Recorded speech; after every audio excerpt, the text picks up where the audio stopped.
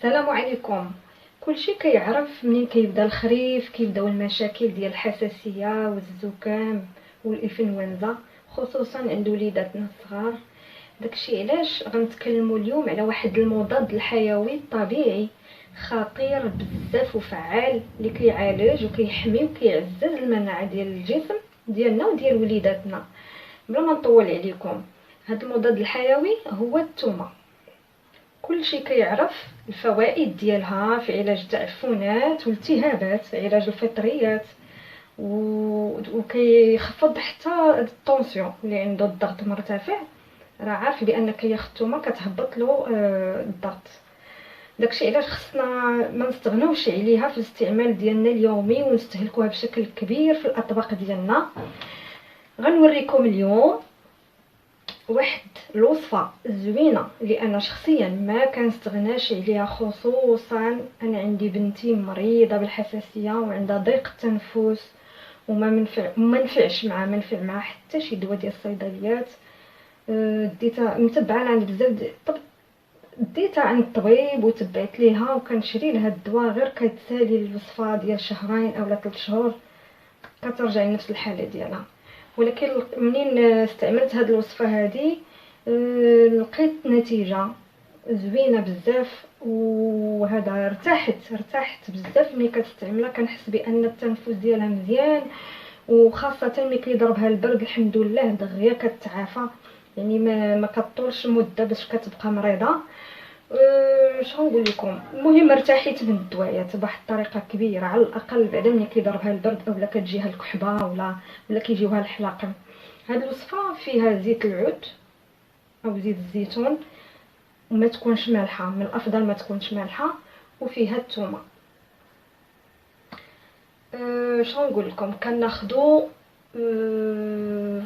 كركوبه ديال الثومه ياك بحال هذه، كاس كبير ديال الزيت، وقريعه اللي سبق لينا وغسلناها بالماء سخون ونشفناها مزيان.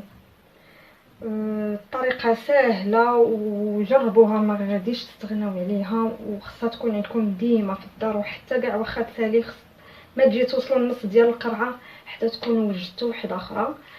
المهم اش غنديروا، غناخذوا هاد الثومه هذه. انا عندي ديجا الثومه اللي نقيتها، غادي نجيبها لكم تشوفوها.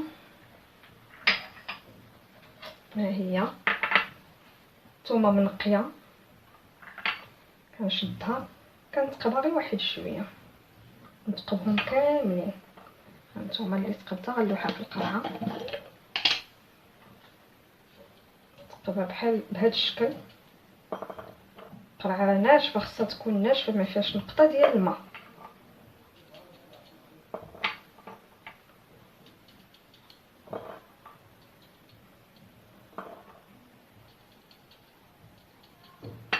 عفوا،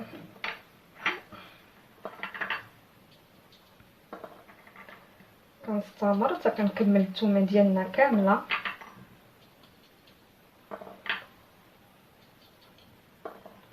بهذا الشكل هذا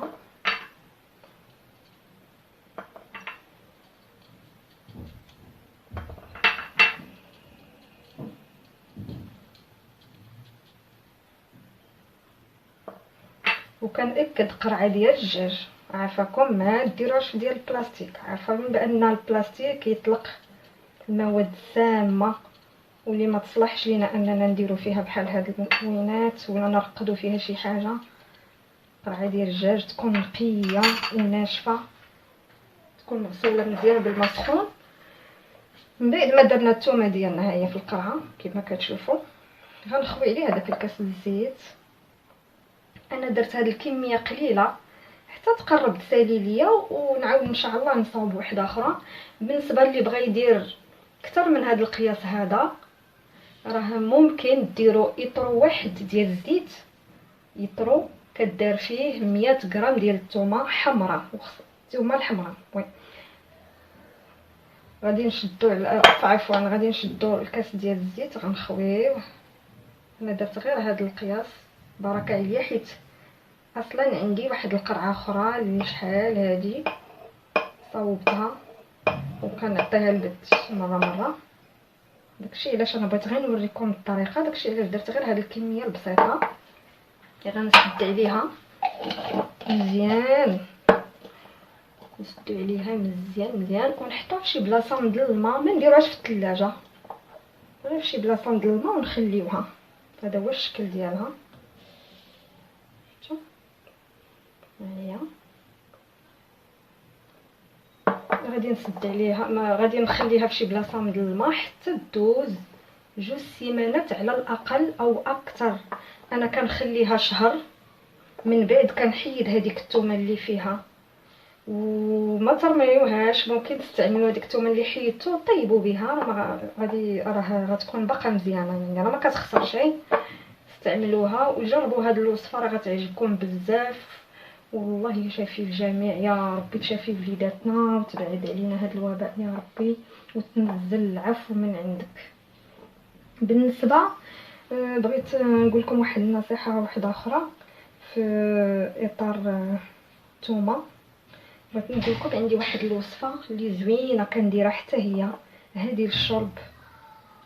ملي كتمرض ليا بنتي، المهم يمرضوا لنا الوليدات ديالنا او يجيهم الحلاقم، راه كاين كنشدو ثومه وحده بالقشره ديالها، كنخشيو فيها واحد السفود وكنشويوها فوق العافيه. كتشوي مزيان حتى كتولي صفراء. ملي كنخليوها تبرد، نخليوها حتى تبرد، غنحيدو لها القشره ديالها، وديك الثومه نقسموها على 3 ولا على 2 على حسب القياس ديال الثومه. الا كانت كبيره قسموها على 3، كانت صغيره نقسموها على 2، ونستعملوها قويلب للاطفال. راه رائعه مزيانه بزاف، كتداوي الحلاقم وكتحيد التعفنات الدويدات اللي كيكونوا في وليداتنا، وكتحيد الالتهاب اللي عندهم في المخرج ديالهم. جربوا هاد النصيحه اللي قلت لكم، راه زوينه بزاف، وكنتمنى تعجبكم الوصفه ديالي وتجربوها. وشكرا لكم بزاف.